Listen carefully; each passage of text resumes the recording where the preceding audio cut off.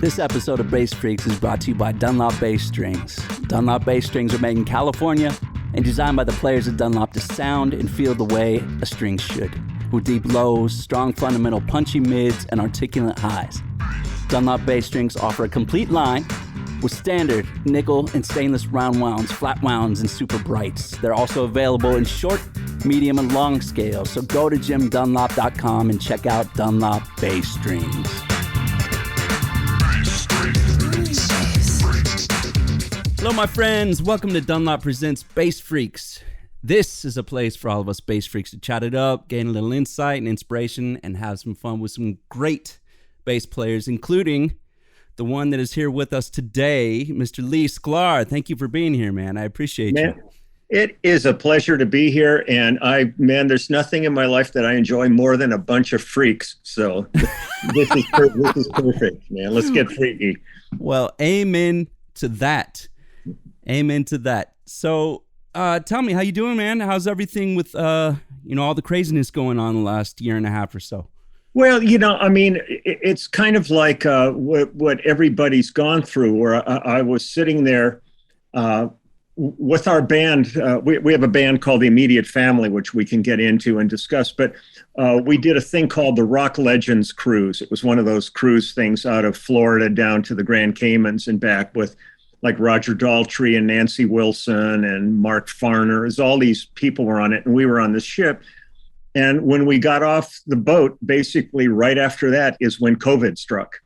And I was looking at that point, a year's worth of work ahead of me. I was really busy, and it disappeared like a fart in a hurricane. It was like over immediately. And by nature, I'm a person that doesn't take downtime well. So I found myself just kind of sitting and really looking at a full book that just got erased and trying to figure out what to do, like so many other people, and ended up financially I've had a horrible time, but I've actually had some of the most creative and busiest time I've ever had during this past year and a half. I created a YouTube channel. I did a book. I started recording at home. Our band is going like gangbusters, even though we're not on the road. There's all kinds of amazing stuff going on. So there's an element of maybe a little bit of guilt for me, the fact that I've seen so much suffering, and I've lost a number of friends to COVID, and others that are long haulers now that are going to be looking at issues for a long time ahead. And friends that have lost their businesses and everything. So on that side of it, it's a real double-edged sword to have compassion and understanding for the loss that people have experienced, but to have taken it and really made some really good lemonade out of a big sour lemon that was handed to us. Well, amen to that. Let's talk about your YouTube channel, because we talked a little bit about that before we started this, but it sounds very interesting. Tell me about it. Well, the good thing is, we talked a few minutes ago, but at this point in my life, I can't remember anything we said. So this is all completely fresh when I start over again. Well, perfect. So what happened with the YouTube thing was before COVID, kind of one of the last things before COVID, we had been on the road with Phil Collins doing his Not Dead Yet tour, which was about 2 years out there on the road off and on. And we were doing, at minimum arenas and a lot of stadiums on the tour. It was a huge tour. Amazing. And when that all finished and COVID started, I had some bass players writing to me saying, "Oh man, we saw you in Germany or Argentina or wherever that they were writing from," and they said, "Man, the show sounded really great. It was unbelievable." But by the nature of those venues, they said it was some of the detail in the bass part was harder to hear. So I thought about it for a minute, and I contacted Michel Collin, who was our front of house mixer, and asked him to send me a board mix of one of the shows. And he sent me a show from Adelaide, Australia. And so what I did was I loaded it into my laptop, have a little Bose speaker, about this big, and just Bluetooth that right next to the laptop, and set up a little bass amp next to me. And I've done my entire channel's all been on my iPhone. And so what I did was I practiced a little bit trying to figure out how to mix. What I would do was play a track coming through the speaker, but then I played the part through my amp a little bit louder than the track, so you could hear the entire bass part in detail on top of the track. And I decided to start with the first song of the show, and every day I was going to do another song. Okay. And by the third song, the third day of it, I had people writing to me going, "Man, we love your YouTube channel." And I'm going, "What are you talking about?" I had no idea that this would be a channel. I was just showing some examples and throwing them up on YouTube.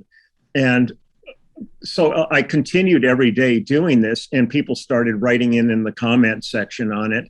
And by the time I got to almost the end of the show, I have one song left that I haven't done, and that's "Take Me Home," which is how we would always close Phil's show with. So I figured I'm going to leave that song for maybe in about 2,000 videos from now. When I decide I'm done with my channel, that'll be the last video I put up, will be "Take Me Home," like we always ended our show. But I got to the end, basically the end of of Phil's set, and I was getting like all these people signing up for it. And I kind of thought, well, what the hell am I going to do now? Because this actually is something that's happening. So I started, I went into AllMusic, and because I never looked at my discography or anything like that. So can I just say, I looked at that today and I was blown away. If there is any bass player, I'm sure there isn't one, but if there is any bass player that hasn't heard of Lee Sklar or heard a song, you've definitely heard a song that he's playing on for sure. But sorry to interrupt you. I just wanted to say, that's fine. If we're having a dialogue. High five, amazing. I was seriously just blown away by the sheer volume of amazing songs that you've done. Okay, go ahead. And that's really about maybe 2/3 to 3/4 of what I've done. There's a ton of stuff that's not on that. When I started looking through it, I went, "Oh God, well, what about Anthony Newley? What about Andy Williams? What about I mean, I just started thinking of all these things that aren't listed on there, which is fine.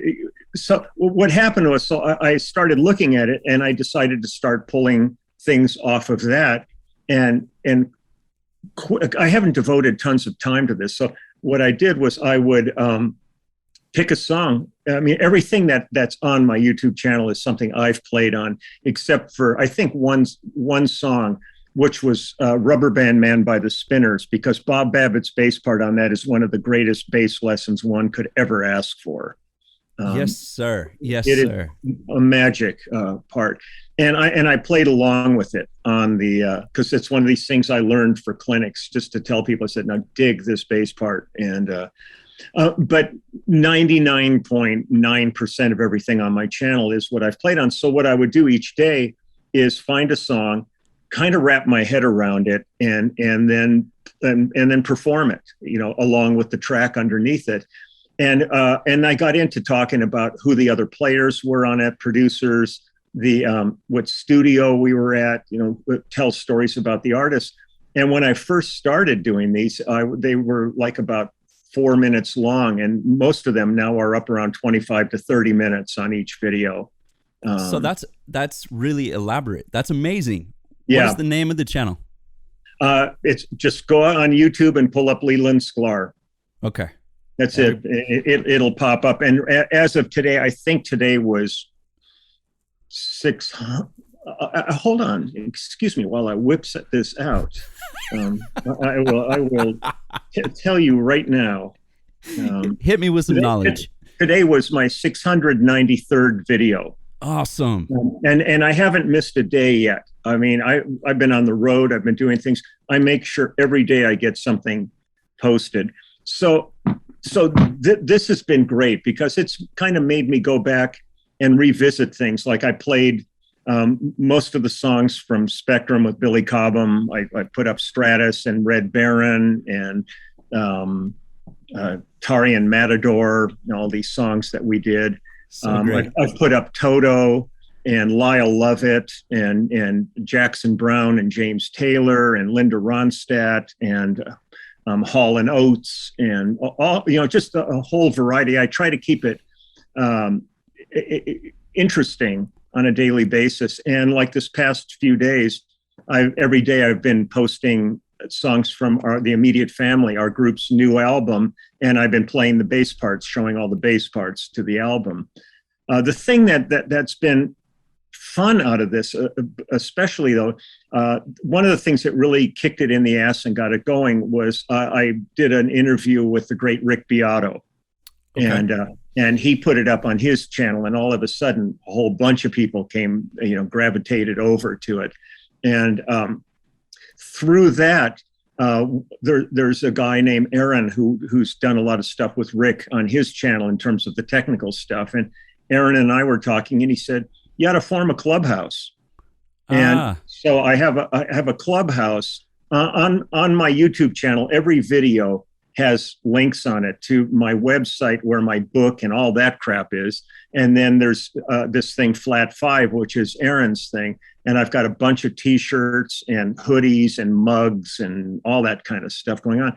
But he said, I've got to do a clubhouse. So we formed a clubhouse that people can sign up for. And twice a month, I do a live stream on it, which lasts about 2.5 hours.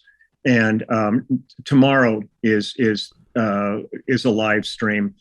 And so there's 2 levels of that. You can join the clubhouse and be a part of the live stream.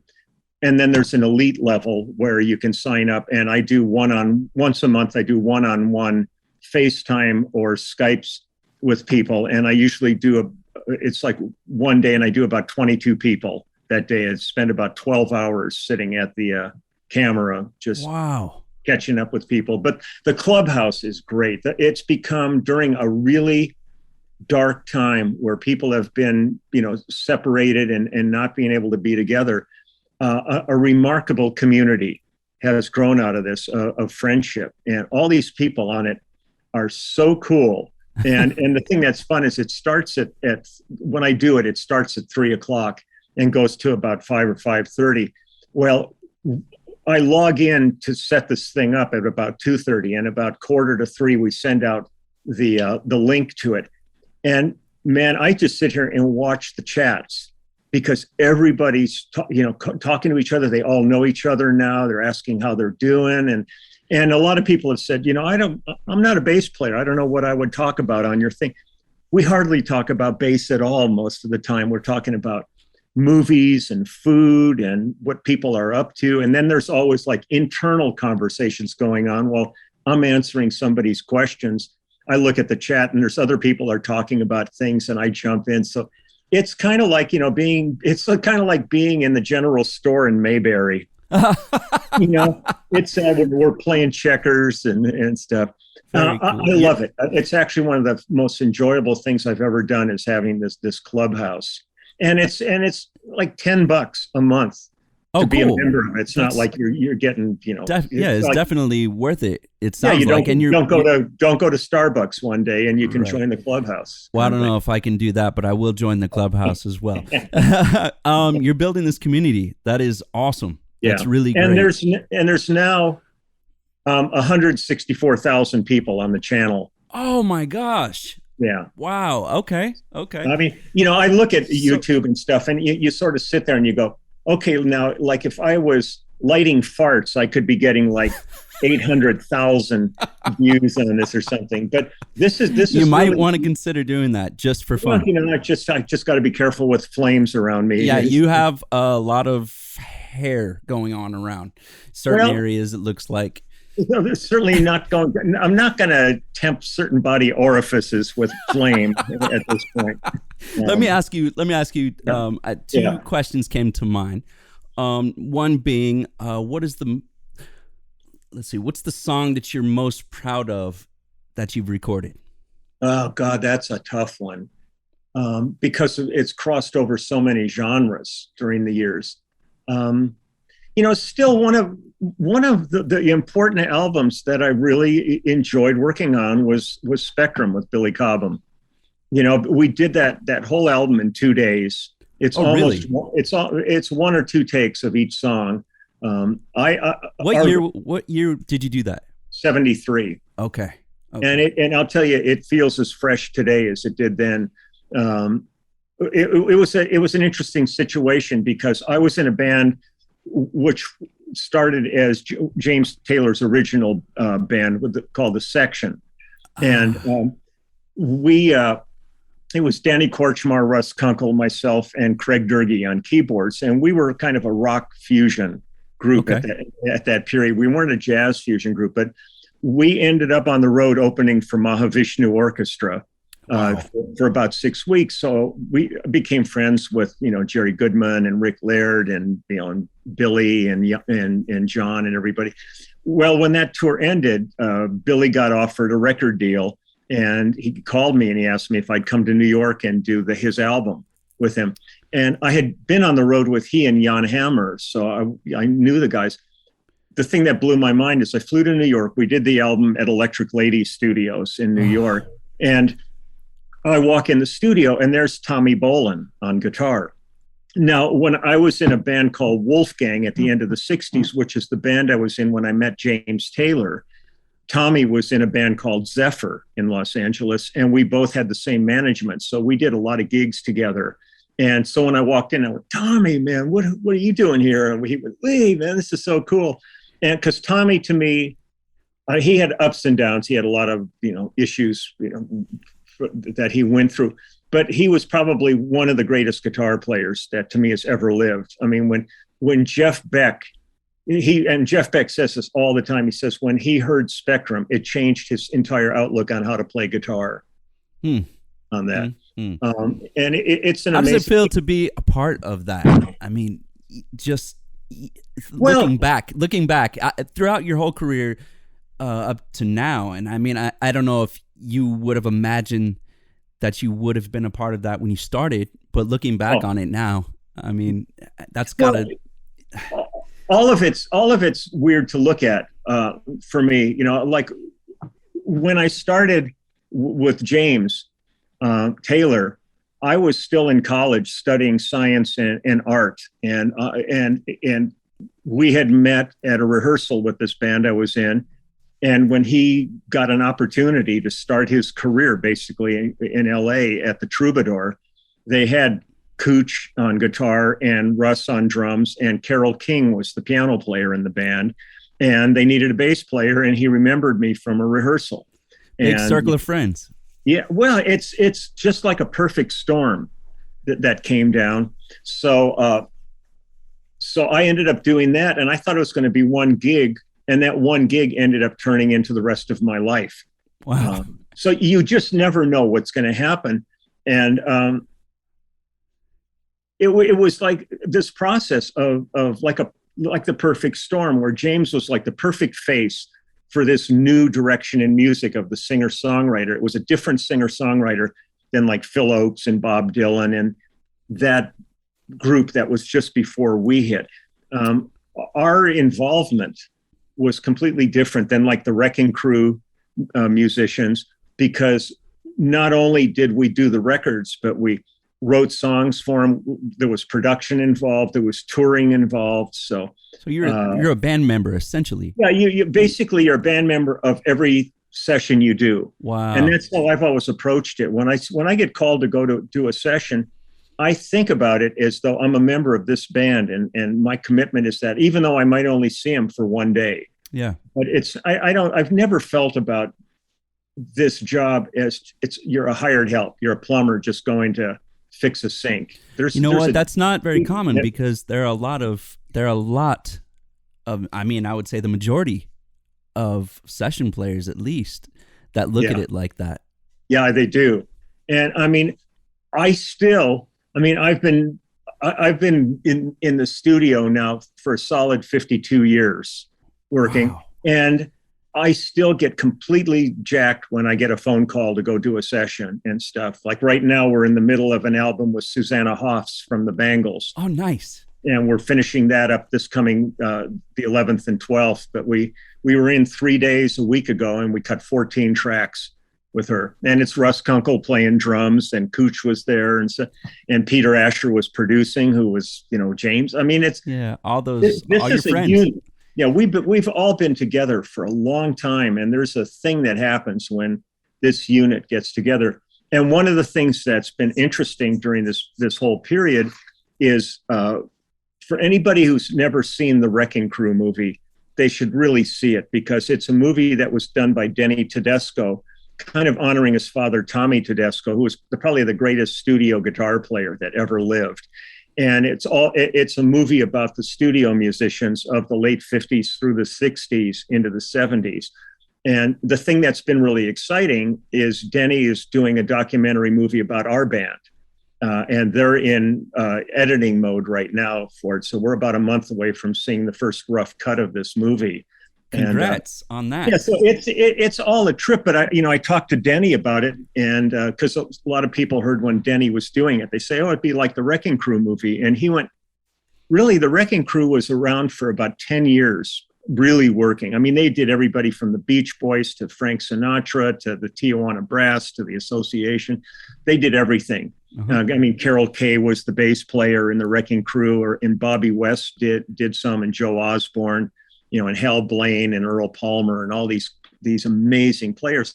But he said they worked for about 10 solid years. They never went on the road. They never left the studio. They never did any of that. And he said the spin for me is, you guys have been doing it for 50 years, and you've done all the other aspects of these artists, from writing, producing, touring, and stuff. Not all of them, but getting back to I'm long-winded, so you'll do some editing. No. I love this, man. This is great, and I think this is great for everybody listening as well. Well, the thing that was that has been interesting about all this is, and the thing I think that really has made me feel so much pleasure from this job that I've got, is the fact that, first off, I was fortunate that I started as a classical pianist when I was 5 years old. So I came to bass when I was 12. I went into junior high school, and they had lots of piano players, but needed an upright player. And the music teacher pulled one out, showed me how to hold it. I plucked one note, felt that vibration, and said, sold. Wow. But during the course of when I started working with James, unlike so many of the other guys of that period, I came into it as a really strong reader because I had years of classical training.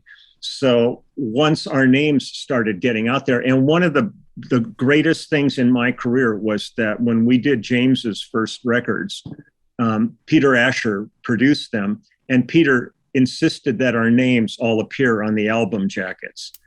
Rather than the Wrecking Crew never got, there was liner notes and stories, but they didn't get credit. So people never knew that they were listening to the same musicians on all these different records. So when people were listening to James, and maybe somebody was a upcoming singer-songwriter wanting to do that, they could look at James's record and they go, well, hell, if these guys are good enough for James, let's call them. And so all of a sudden I was getting all these calls to work with singer-songwriters. And that's how I hooked up with Jackson Browne and all these different people of that period. And once our names got around, then I started getting calls for other kinds of sessions, doing movies, television, people, like Johnny Mathis and Barbra Streisand and all these people that were primarily reading dates. So I suddenly was transitioning over to lots of different genres and working with different people. And during the course of this, I've ended up working on probably somewhere in the vicinity of about 25,000 songs during this whole period. That's insane. That is insane. So when you go back to try to pick songs, it's like I can go, Doctor My Eyes is still one of my favorite tracks with Jackson Browne, and all the stuff with James was great, and songs with Linda Ronstadt and all these people. But I played on Evergreen with Barbra Streisand, or the theme to Mahogany with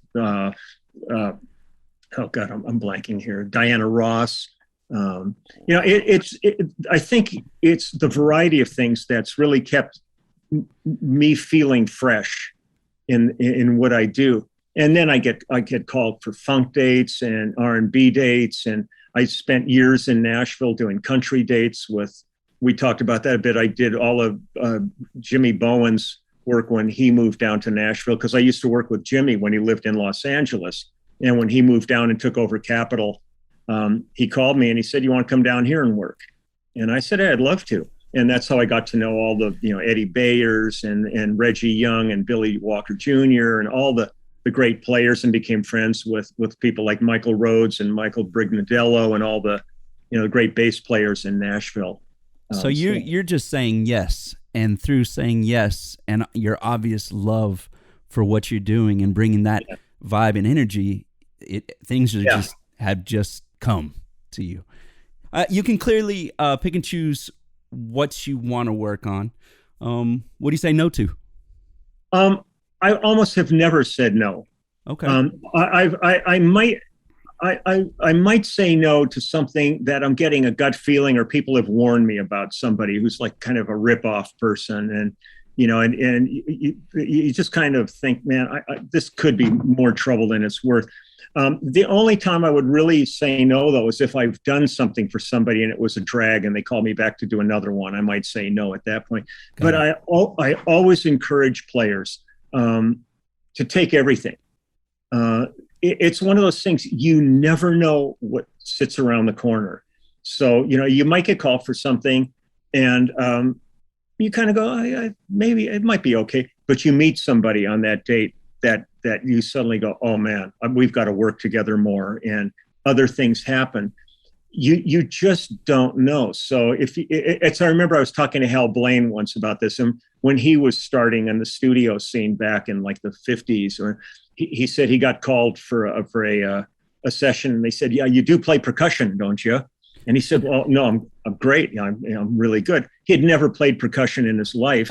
Went out and bought a whole bunch of percussion stuff and sat and kind of figured out what's needed, and showed up, and they were thrilled with it. But if he would have said no, they would have hired somebody else, right, and that account wouldn't have happened. So I encourage people all the time, just say yes and show up. I mean, if it's something that, if they give you, notice ahead of time what it is, and you think it's really not something you can pull off and do, then you say no with an explanation.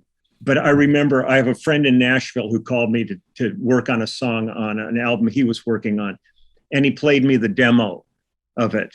And I looked at him, and I had never met Victor Wooten at that point, but Vic had done the demo. Oh, wow. And I looked at him and I said, this track is done. There's no way I'm going to ever do this. I mean, to me, I look at Vic, and to me, he's like evidence that aliens have fathered children on this planet. There's few Victor Wootens in this world, both as a musician and as a human being. Absolutely. He's one of the best people in the world. Absolutely. And it's one of these things, though. I kind of I love challenges. So, when people call me for things, it's fun to show up and go for it. What has challenged you the most so far in your studio career? I can cite two sessions that were really two of the hardest dates I've ever done. Throw them at me. One of them is a movie called Hollywood Homicide that was a Harrison Ford movie. I saw that. Well, there's a huge chase scene in it. And the guy who wrote the music for it, it was all programmed synth, left hand. I mean, it started hard and then got much harder as it went on. It was like 9 pages of black on it. And on this date, there's a great bass player in Los Angeles named Kenny Wilde.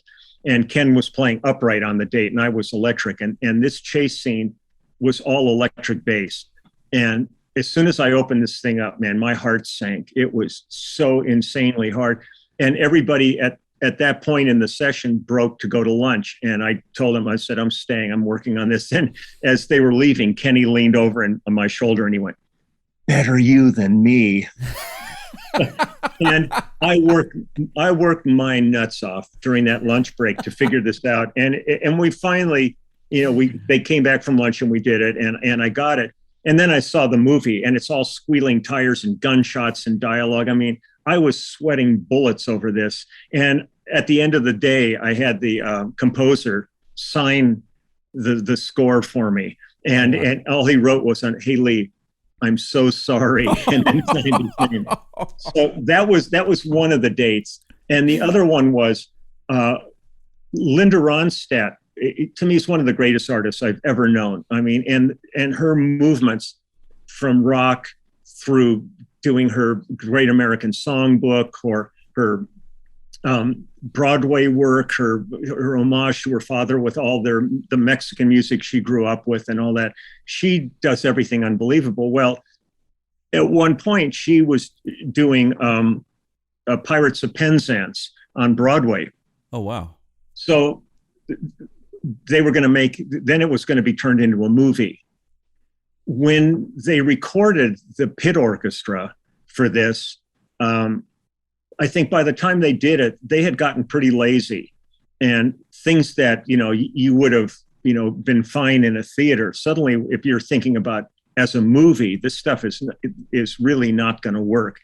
So what they decided to do was go in and replace everything on the, which became the temp track for the movie they filmed. And then we had to do it. Well, the first person that they brought in was me to replace the bass on this thing. Well, I'm sitting there, there's no click track, no video of a conductor, anything. The conductor's there in the studio with us, and he's going, I don't know how it was different every night kind of thing.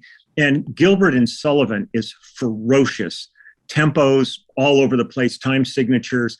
I had at certain points, I had Linda's vocal turned up so loud so I could hear her take a preparatory breath before. Wow. And at one point, we had been working on, I think, like 8 bars that were just hellacious. And I finally just sat there and punched the music stand, and music went flying all over, and I dented the music stand. And the engineer, it was Peter Asher producing and Val Garay engineering, and the conductor. And they all jumped out. And I said, look, I just had to get this out of my system. It was really hard. Had they videotaped the conductor for that performance, then I could have just watched him on screen and seen, but things, are just, it's like, da, da, da, da, da, da, da, da, da, da, da, da, like moving tempos like that. Yeah. And for a film, it has to be accurate because it's going to be right in your face. So that was really one of the hardest dates I ever did. Did you complete it? Was it? Oh yeah. No, the thing is, the crazy thing about this business is there's no plan B. You walk in that studio that day and you leave with product. It's not like they're going to go, oh, it's like so many other businesses where I just don't feel it today. And they go, well, cool, let's just go grab a pizza and we'll come back tomorrow. Yeah. You walk in that studio with a blank canvas and they expect maybe not a masterpiece, but they expect, a completed work by the end of the day. That's why they're calling you, right? Yeah. So your ass is really on the line to perform. That sounds completely deranged and insane. I don't know how you did it. Well, it's incredible. It's an incredibly rewarding and difficult gig to do it. Because everybody else kind of says, "Oh man, you got to play on all these records. It's so cool."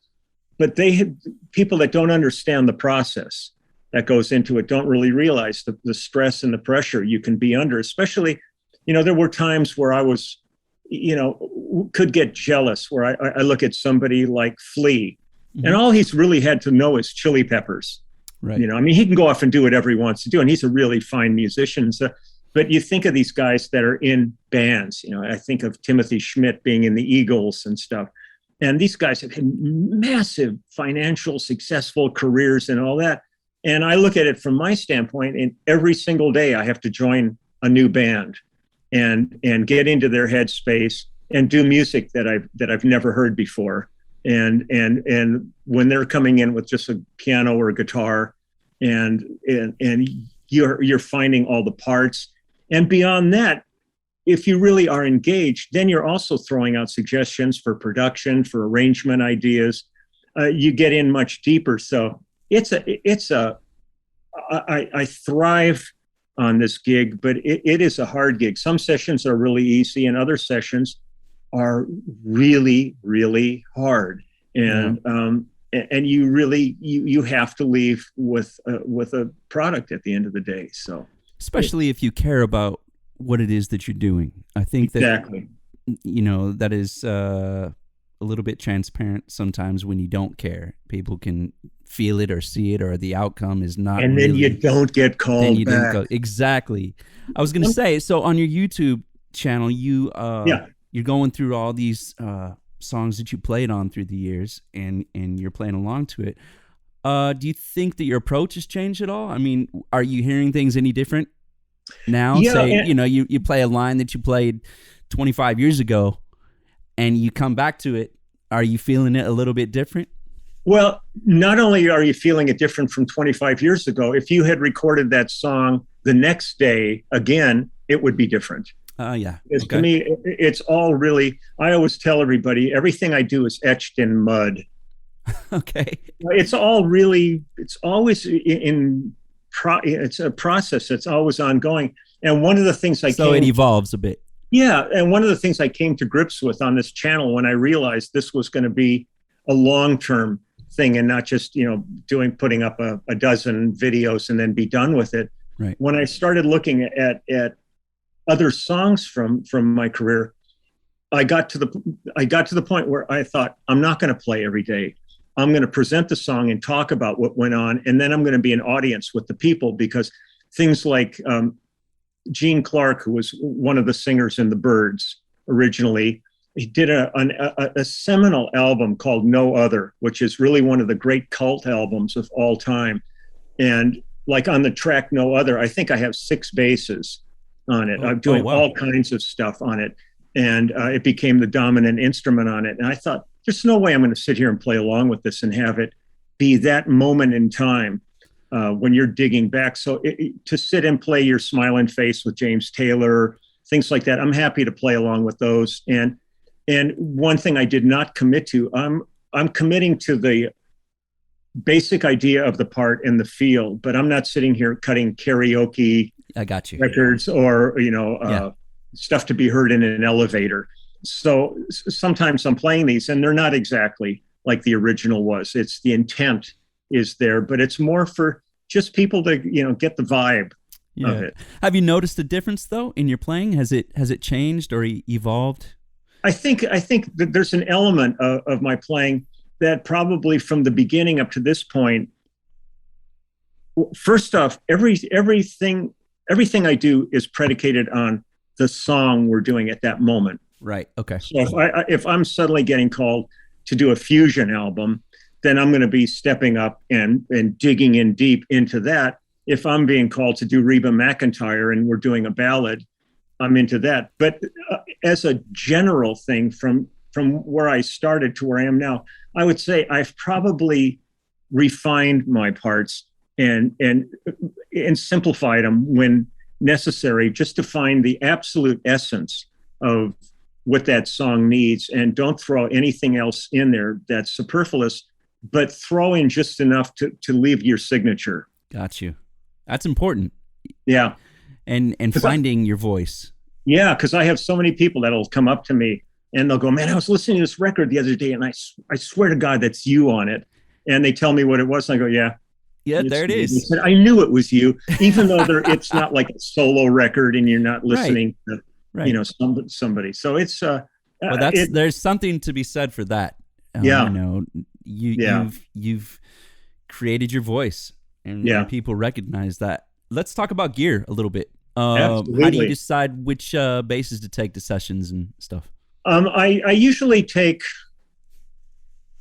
on an average, I've got 3 basses I'll take with me, and unless I think unless we talk in advance, like if you could bring a fretless with you just to have it there. But my primary bass, that's been my primary bass since we built it in '73, I call Frankenstein. And it was all pieces that we made and assembled. So it was never a real bass that was modified or anything. It's a 62 P bass neck that we reshaped into a 62 jazz bass neck. Okay. The body was a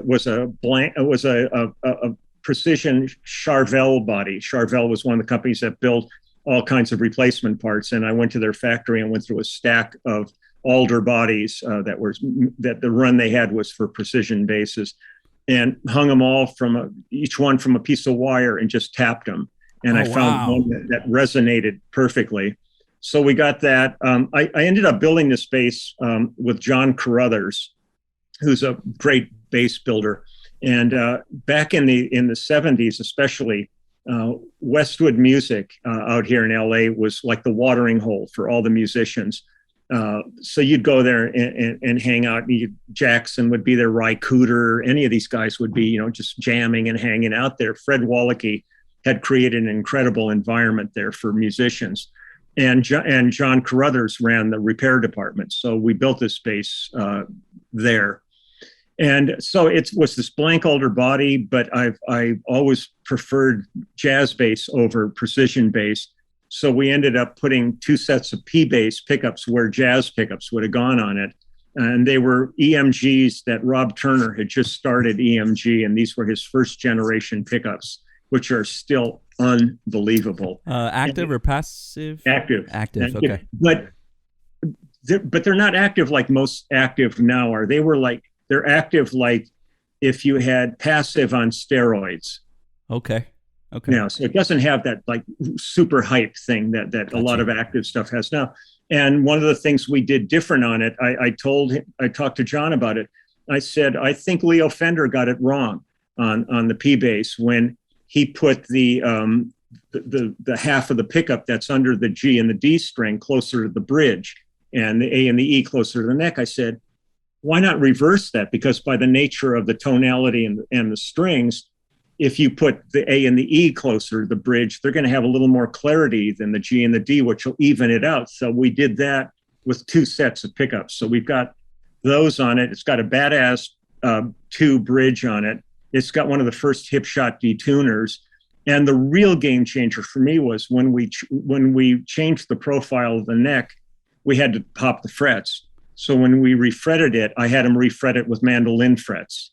So my basses have mando wire on them. So what's the purpose of that? Just curious. It just seemed like, it was a total experiment, but it was one of these things where I thought, first off, coming from upright, my action is real high on my basses. So when I'm playing with that, I can like lighten my touch up on it, and you can almost sound fretless when you want with it, because you're not dealing with a big chunk of metal on that neck. You're dealing with a really fine piece of wire. Yet if I'm playing chords and tenths and things like that, you have all the accuracy of that. So it was one of these things where Carruthers said, man, I wouldn't do this. This shit ain't going to last.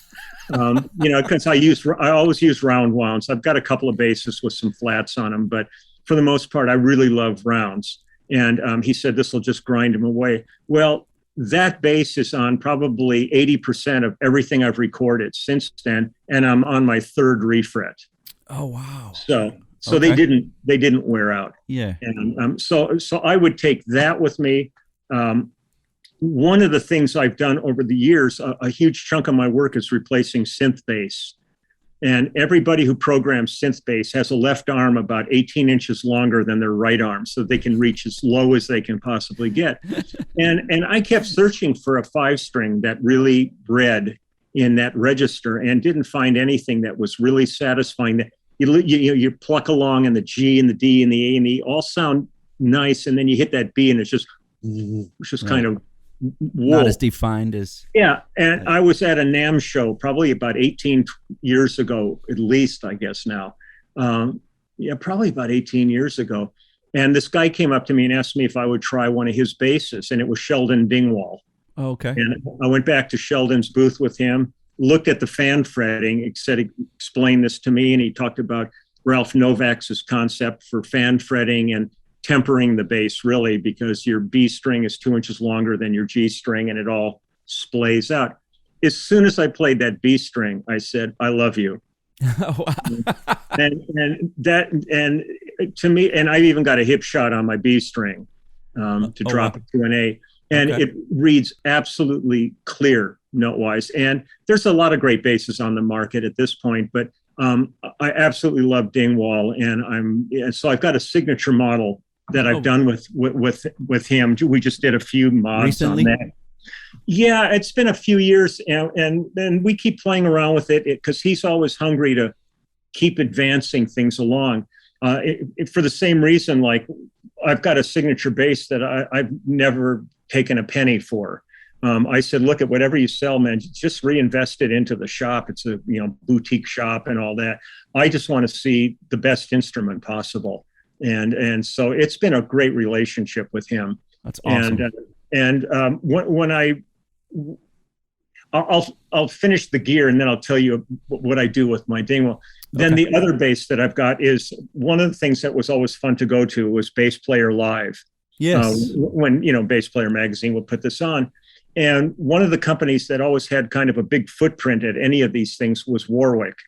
Right. And when it was here at the, where did they have it at?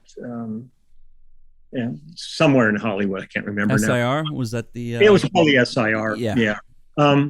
I got there early and I went in and I saw Warwick's booth, and I really wasn't that familiar with their stuff. I knew them by name and all that. But I walked in and there was a Starbase 2, a fretless Starbase 2 sitting there. So I started playing it, and nobody, I'll only do that shit when I'm by myself. I hate when people start gathering, then it becomes a whole other thing. So there was nobody around, and I got real into it and really fell in love with this bass. I thought, this is really good, something to think about. Well, after that, I'm really good friends with Steve Bailey. And we were on the road with Lyle Lovett, and we were going to be playing North Carolina. At that point, Steve was at his home in North Carolina. So I invited him to the show. Well, he had been a Warwick endorsee for many years and had a really great relationship with Hans Peter. So apparently he contacted Hans, and because I had told him how much I dug that bass, and he showed up at the gig with that bass and said, Hans wants you to have this bass. Very cool. And I had never met Hans or anything. So I wrote to him. I said, man, this is so generous of you. I mean, I can't believe it. And thank you so much. And all that. Well, after that was a NAMM show. So I went to the NAMM show and got to meet Hans and the whole team of Warwick people there. And we hit it off really well. And so I've been using the Starbase. I never played any of their other basses, thumb bass or any of these, because I'm not one of these guys that you're going to see in the magazines hustling all the gear out there. I'm very specific about my Dingwall, my Frankenstein bass, and we ended up doing a signature model for Warwick for and I wanted to change the Starbase in terms of body shape and putting like an angle on the top, so when your arm's resting on it, it's not on a hard edge, it's a little bit of a slant. We couldn't do that with a hollow body like the Starbase is. So we ended up building a chambered body bass. So we got the shape exactly where we wanted it, carved everything out of it that could be carved out, and then laid on the veneer on top of that and stuff. And those are really my three go-to basses for the most part. And but when I would be on tour, like with Phil Collins, the only thing I took out was my Dingwall. I have two matching ones, and one is in case something happens to the other, break a spring or anything. Okay. But I'm one of these people. If I'm doing a show and in the entire show I need one, like an E flat, say, I'll play 5 for the whole show, because I want to give the front of house guy a specific sound that he can build the set around. I don't use any pedals. I mean, everything, not at all, huh? Everything's here, not live. To me, everything slightly diminishes your tone, even if it says true bypass and all that stuff. There's always that nuance.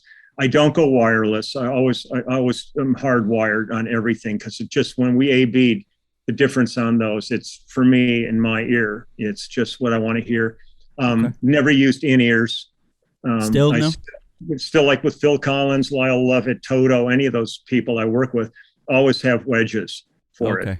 And my amp's right behind me and the wedge right there. And man, it is. As a bass player, I mean, I use in-ears now because they want to have a somewhat of a clean stage, I guess, and stage volume down for the vocalist. But I do love wedges, and I do love having an earthquake behind me. Yep. I mean, the only time I ever really have to wear in-ears is if I'm doing like the Grammys or the Latin Grammys, or a show where they're going to be shooting out cues to us, and that can't come through a wedge or the audience will see. Right. Yeah.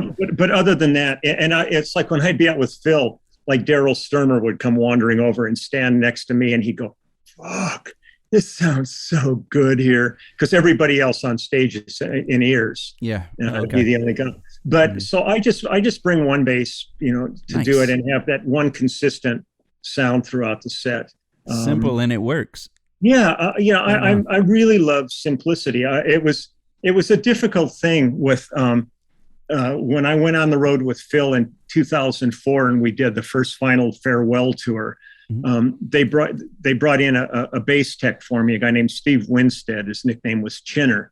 And I think he had just come off of a tour where the bass player had like 10 basses and wanted new strings every night and on everything. And he was like, man, chomping at the bit to work. He was so ready. And he came to me and he said, "So, man, what do you need? What do you need?" And I went, "Nothing. I've always done my own gear. I don't know what to tell you." I always change my own strings, check the batteries, everything. Because I figure it's my ass on stage. If something goes wrong, I'm the guy that looks like he's got egg on his face. Right. So, So we had kind of a running joke. I said, just have the gear on stage, make sure it's plugged in and works, and check in and tune up just before I go out and stuff. So he ended up doing like a lot of stuff like with percussion and background singers and all this. And we'd always like joke with each other, just, "What do you need?" And I'd go, "Nothing," kind of thing. and really because of that relationship is how I ended up doing the book I did during the pandemic. Oh, cool. Got a book, and it all started with Chinner. And we can get into that. Yeah, let's talk about the book in a second. I do want to ask you about strings. Please. I'll just keep fucking talking. Strings. No, I love it. Yeah, what kind of strings do you use? For years, I've been using GHS. Okay. And the set that I really I know they make a lot of great strings, but the set that I really kind of have settled on with most of my basses is their Super Steel Medium Lights. Okay. Which is on the Frankenstein bass, it's a 40, a 58, an 80, and a 102 are the gauges on that. And I love a 40. I hate a 45 as a G string because I do like to be expressive and wiggle with it, and just a little bit stiffer string kind of takes that away a bit. And that's do you have a lighter touch on the majority of your playing, or I play real hard. Do you? I have high action and I play hard because I'm still coming from upright, where you really dug in. Makes sense. But to me, it's like like so many guys, all my dynamics are there. Right. It's not like I'm sitting with volume pedals and things like that. I just it was really funny. They were doing a tribute album to John Lord when he passed away from Deep Purple. And I was in Germany at Warwick doing one of their base camps there. And I was there when you were there, actually. Oh, okay, cool. So Steve Bailey, he's always ready to record. He's got stuff going on. So I said, they sent me this song. Could we just go ahead and just jump in a room and record it? So we did the thing, and it was a lot of eighth note stuff and all that. And when it was all through, he just kind of looked at me and he said, "This is the weirdest thing I've ever seen." He was watching, the graph basically, and he said, "It didn't move." He said the consistency of every note was identical through this entire song. And in a way, that's kind of how I approached Stratus on Spectrum, is that bass line does not move one iota. And I'm one of the things. It sounds like you kind of know what you're doing. well, good or bad, I'm committed. Got you. So but I like those. But I've tried a couple of other, some nylon wrap strings. I've got an old Washburn AB45 acoustic 5-string of theirs. And I hated that bass. I thought it was horrible. But one day I pulled the frets out and filled it in, and it became magic. You did it yourself? Yeah. Okay. And and I put some of the black nylon flat wounds on that, and it's got a really luscious sound. Now it's very specific, so it's got to be like the right project for that. And it's like I did BB King's 80th birthday album, and I ended up using my Hofner on that and just stuffed it full of foam rubber and stuff to get it like a really crappy old upright sound on it. And BB loved it, and it was perfect for the music we were doing. So there's a few basses that are specific to certain projects. But for the most part, I sit and I listen to a song, and I just kind of decide amongst the couple of basses I've got which would be the best for it. And I've been using, like on the Susanna Hoffs record, I've been using my Dingwall a lot because there's a bunch of stuff that's really moody stuff where I've got like I'm doing octaves, playing a low C and a C on the A string and moving around in those positions. Okay. And using, the only thing I take to a studio with me, effects wise, is I have an Aguilar and a Boss OC2 octave dividers. The Boss I really love. The Aguilar will go a little bit lower before it gets glitchy. Yeah. And then the other thing I have is an ancient TC chorus flanger. And I love when it's in the middle position where it's called pitch shift. Okay. And so with a light touch and that thing, you can really allude to some interesting fretlessy vibe on like the Frankenstein bass. Wow. So, but I try to keep things really simple. Do you ever use any like overdrive or fuzz or distortion or anything like that? If there's a very specific song, like when I did Steve Lukather's I think it's Ever Changing Times is one of his solo albums.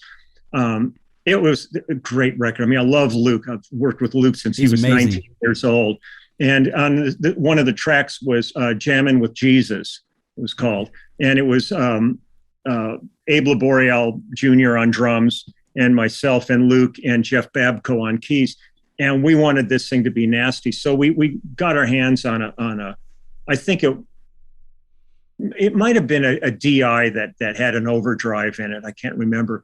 But we drove it to the point of absolute distortion. The bass is just, and it's the perfect song, awesome. Sound for this track. So, I mean, I'll grab stuff if I think, there's any chance. I mean, if I'm sitting at home playing, I'll sit here and do whole Hendrix things. I'll plug all kinds of shit and have, like a whammy pedal. And I mean, I've got tons of pedals here. But when I go to work, I always know that the reason they've called me is really to give them a solid bass part. And when I worked with Billy Thorpe, when we did the Children of the Sun album, which was like this mega insane album, I put together probably one of the biggest rigs anybody ever put together on a tour. We put together a Klipsch speaker system that the bass bins took 4 guys to lift each bass bin. They're these giant W folded cabinets. And I had 2 mid-range cabinets, 2 high-end cabinets. Each bass bin was driven by a 1,000-watt mono Altec amp. The rest of it, I had 6 Yamaha P2200s driving the whole thing, using an SVT head as a preamp. Bob Easton built. I had the first 360 system bass synth, and we did all this stuff. And I could take my if I was playing like my low E string, I had a transposition pedal where I could drop it 3 octaves. And we got down to about 8 hertz with this thing at about 120 dB. Crazy. We all got sick. We were throwing up and shit. It was fantastic. It's fun. It's very cool. I love Steve Lukather and his son Trevor. I actually just played on Trev's record. And Abe Jr. played drums on it too, so I did a session for a few. So it was really cool. They're very kind people. Very cool. They're great. They're great. And it was such a joy when I had. I mean, it was a real double-edged sword when I worked with Toto, because I'd known the guys since they formed the band. I mean, we've been in the studio and friends, and I love them. I love the music. So when they called me and asked me if I could go out with them, I loved that I was going out, but I hated why I was going out. And it was because Mike Porcaro was so ill and couldn't play anymore. And I kept the whole tour. I kept wishing, Mike, just call me and tell me to go home. You're coming back, kind of situation. And I understand that. So that was really tough because like Jeff Porcaro was one of my closest friends, and when I've seen what the families had to deal with, it's amazing drummer. pretty rough. Yeah. Who are some of your favorite new bassists on the scene? Oh God, you hear all these. Well, I guess Ellen, that little 8-year-old girl. Oh, Who's yes. like just, I mean, what a cool household she must be growing up with her dad, working with her on all these songs and seeing this little girl nailing all these songs. But like, Henrik from Dirty Loops is a friend, and I think he's just like a ridiculous bass player. Absolutely. I see a lot of guys who are showing a massive amount of facility, but they're not showing me any music. Right. And that's for me, it's difficult. I've kind of written a few times on some of the bass sites and like the Berkeley site. I go, man, you guys are blowing my mind in terms of chops. Yeah. You see guys like doing Bach double hand tapping and all this stuff. Yeah. But I say, I never see anybody post a video about how to create a bass part for a song that has changes in it. And, I mean, let's talk about that, because you're pretty much the master. What goes into creating a great bass part? Well, I think first off, a great song. If you got something you can really dig into that touches you, it doesn't have to be melancholy or anything. Just something that just feels like it's a beautifully crafted piece of material that the writer thought about, and being given the opportunity just to listen to a song and think about what you can contribute to it. It's not about showing off your prowess as a player or anything like that. I mean, even on our Immediate Family album, one of the songs on there, I think for me, everything's whole notes on it. Okay. They're just big notes supporting what's going on. So I always look at the bass part as just trying to put together the best foundation you can possibly put together to build the song on. A quick little story. Years ago, I was talking to Hal Blaine on a session, and he was talking about he had gone down to San Diego to do a gig. And Hal was one of the greatest drummers that ever lived. And he went down and did this gig, and there was a young bass player on the gig who whipped it out. He said this guy was like burning all night, just pulling out everything he could imagine. And at the end of the evening, he was all puffed up, and he came over to Hal and he said, "So, man, what do you think?" Oh, wow. And Hal looked at him and he said, "I think we need a bass player." I bet he just fell to the floor. His ego fell to the floor. Yeah, I mean, if you're one of those guys that's really, it's all about chops and stuff, and you're doing your own project, that's great. If you're writing for what you do. But I've heard a lot of things where I'm just listening to things and I'm going, you didn't really listen to this song, or you're like stepping all over the singer. You're like not honoring. See, I've always considered myself an accompanist. Okay. Kind of no matter what situation I'm in. I do love the position of an accompanist. And so I try to, as quickly as I can, suss out what everybody else is playing.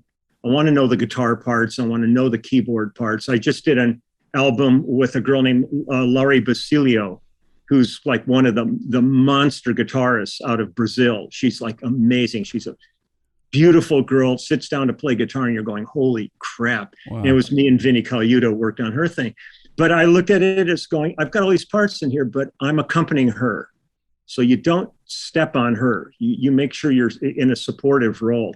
Right. And there's a lot of guys that don't understand that seat. When they get in that studio, they're pushing, they're showing off everything they got. And I admire, what they've got and stuff. But to me, I came up, through the Carol Kay and Joe Osborne and Duck Dunn and Babbitt and Jamerson school of all those people. And it was really about songs and coming up with these parts that really wove that area between the rhythmic end of it with drums into the melodic end of it with the other instruments. And right. I've just loved that position, because you can change the direction of a song with one inversion. Oh yes, absolutely. Yeah, and that's one of the things I find really exciting. You can watch the other guys all kind of go, what was that? It takes maturity and wisdom. I mean, yeah, I guess. And balls. And balls, yes. Yeah, you can, but should you? You know, you have to think about that, I think, Yeah. a lot of the times. And it's like we've said earlier, everything's always transitory, and it can go any way.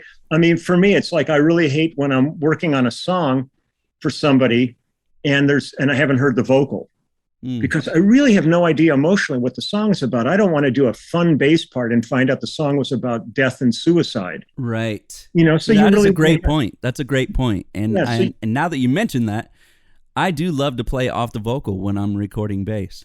Yeah, both melodically and lyrically, because I really want to know. Like, have been, another thing that's happened during the course of the pandemic is I had never recorded at home before. I was either in studios, or I had all these friends with great home studios, so I would just go to their house. It was an excuse to go eat pizza, as we would do a track. Well, once we went into lockdown, I couldn't do that anymore, and I ended up getting an SSL 2+ interface, and have been doing stuff for Ian Pace and Julian Lennon. All these people have been sending me tracks.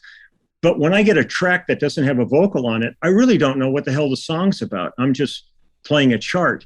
And in the past, when this has happened, sometimes I'll hear a song after my part is done and they've finished the track, and I go, if I would have had any idea that that's what you were going to put on this, that is not what I would have played. Oh, okay. But I was there at a skeletal level, right? And so I was having to guess what they were going to do later. So that's what I really lament about the old session days, which there's more and more of it recently. But you know, being in a room with 4 to 6 people and an artist singing, then all of a sudden, you know exactly what's going on, and most of it's there. Then they can do a sweetening date, bring in background singers, horns, strings, whatever they're going to do later. But the real bones of the song are in place. But if it's just you guessing what somebody wants, and they can't even really express it to you online or anything, it's a game of guesswork. So. Totally get that. Totally get. Man, you are just full of so much wisdom, wise words. It's called bullshit. It's called So let's a few more little things before we go. Sure. Let's talk about your book a little bit. Okay, so we were on this tour, and Chinner, my bass tech, was there, and there was talk on that tour that Phil was going to retire at the end of the tour. They had, after that tour, I think 2 years later, they had a Genesis tour they had to do, and then he was going to call it after that, which was what shocked us a few years ago when he called and said, we're going to go out again, kind of thing. And now Genesis is just getting ready to start another tour. But so we had probably about 110 or so people on the road on that. Those are huge tours with massive crews and, buses and trucks and planes and all this crap going on. And I thought I may never see a lot of these people again, because they're from all over the world, and it's the Phil tour that brought us all together. So I thought, I'm just going to take a picture of everybody and make a little folder for my computer, and then I can, down the line, I can look at it and go, what was this? Who are these people? Kind of thing, once you've forgotten everything in your life. So as luck would have it, Chinner was sitting working on his laptop, and I went over and I said, hey man, give me a smile. And he just didn't break stride. He just went and gave me the finger. And the finger. That's what I wanted to talk about, was the finger. Yeah. So I look at the picture and I went, I kind of like this. So I went and got Phil, his manager, all the band, all the crew, truck drivers, bus drivers, caterers. I ended up with about 110 pictures of people flipping me off. I put it away like I had planned on doing. Then like 2 years later, I guess, was when I went out with Toto. And I thought that was really kind of fun. So I got everybody involved on the Toto tour. Well, eventually it got up to about 300 pictures. And when things get into that many pictures, it suddenly isn't like an incidental picture. It's taken on a purpose. And so I started getting pictures everywhere of people. And I've got everybody from Jackson Browne and James Taylor and Jeff Beck. I've got Charlie Watts in the book because I did an album project with Charlie. I've got Merle Haggard and Christofferson and Willie Nelson all in one shot together. And I ended up with over 12,000 photographs. And I met a guy at a function who does art books and told him about this. And he said, let's do it.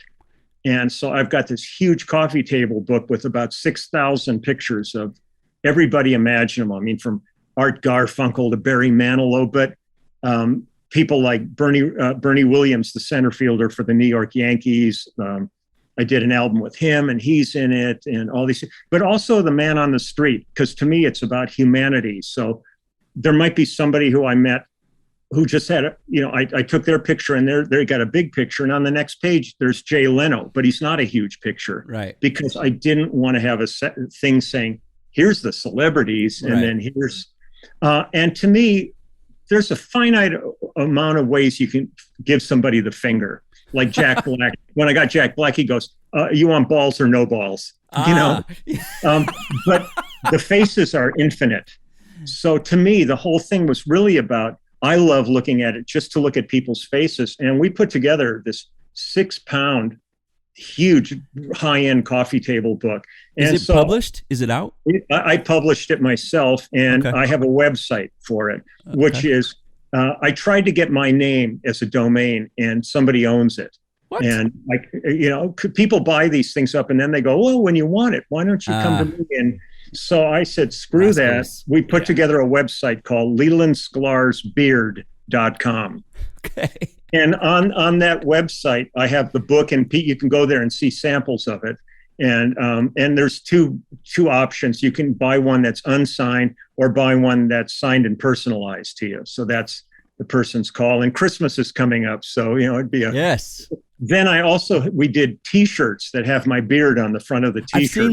I've seen those. Yeah. Awesome. Yeah. Awesome. And then when I was in college, I was an art major, so we've done high-end limited edition prints of drawings and paintings that I did, and so I went into like a retail business with all this. Right. We're looking at overseas distribution for the book and stuff. And then on the YouTube channel, there's also in the Clubhouse, there's also a store in the Clubhouse where I have a whole bunch of different T-shirts and hoodies and mugs and pictures that I can do. So I ended up, I looked at this period of time as, what the hell am I going to do? Me too. And so rather than sitting and kind of going, woe is me, I just looked at every option of things. And it's been a hard year, but it's been creative and fun. And then with the band, our album just came out a week ago. Congratulations. We did the album before COVID, and it was supposed to be out last November. Okay. And then with COVID, there was no reason to release it. And we're signed to an American label called Quarto Valley Records. And so we finally just got the album released last week. We did a pre-presentation the night before it was released at the Grammy Museum. What's the name of the band again, so people can go get it? The Immediate Family. The Immediate Family. We have a YouTube channel. We have a website, The Immediate Family Band. Facebook. We're on all the social media. And it's Russ Kunkel, myself, Danny Korchmar, Waddy Wachtel, and another friend, Steve Postel. And man, we're getting like unbelievable reviews in all the magazines, and getting airplay on a bunch of the XM radio stations. And the thing that's crazy about it is Danny Tedesco is doing this documentary movie about us. Right. Well, during the course of this lockdown, we still kept on writing. We were releasing EPs and doing a cappella videos and different things. Well, we went back in the studio. Jackson Brown's let us use his studio, and we went in and we did another album. So now we've got an album to come out next year when the documentary film comes out. And we're unless everything goes completely down the crapper, we're supposed to hit the road in November. Hell yes. West Coast gigs and then some East Coast gigs, and doing another cruise in February if cruise lines are still working or whatever. So, right. Man, you have so many amazing things coming up. This has been a fantastic conversation. I really appreciate you, and all of the listeners, I believe, have learned quite a bit about music, about listening, about being productive in difficult times. Yeah. I mean, I'm grateful for you, man, and I'm a fan of yours. Everybody check out his YouTube page, the new record coming out. What's the name of the documentary? The documentary is also going to be called The Immediate Family, but that'll probably be out in the first quarter of next year. So right now, if they just go check out The Immediate Family, it's a self-titled album. Okay, cool. Cool. And it's just a bunch of old rock and roll farts on the cover. So it's awesome rock and roll farts. But I mean, I so appreciate the invite to come talk with you. And any time, if you need somebody, if somebody cancels on you, need some filler, give me a shout. Will do. Man, I'm grateful for you again. Any last words you want to give our listeners? Stay safe, stay healthy. We haven't gone into any of the rants about vaccinations and things like that, but be safe, man. I just want everybody to be here. And once we get this all, everybody's healthy and taken care of, then we can start looking at the thing we love doing the most, because too many things are still being canceled and postponed because of safety. And so I encourage everybody, just for the sake of yourself, your family, your community, get safe. And you know how to do it. Yes, sir. And have fun playing. Yeah, all of that. We are so blessed to have a job that brings pleasure to people and to ourselves, man. It's a I pinch myself every day that I get to do this. Plus, I like pinching myself, so it's a double win. That is our show for today. Thank you for joining us. Stay healthy and stay kind. Spread love and good vibes and inspiration. And remember, you got this. Follow your path and just play. I'm Josh Paul. I hope to see you out there sometime soon.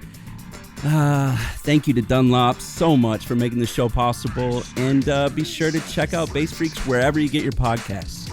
Cheers to you.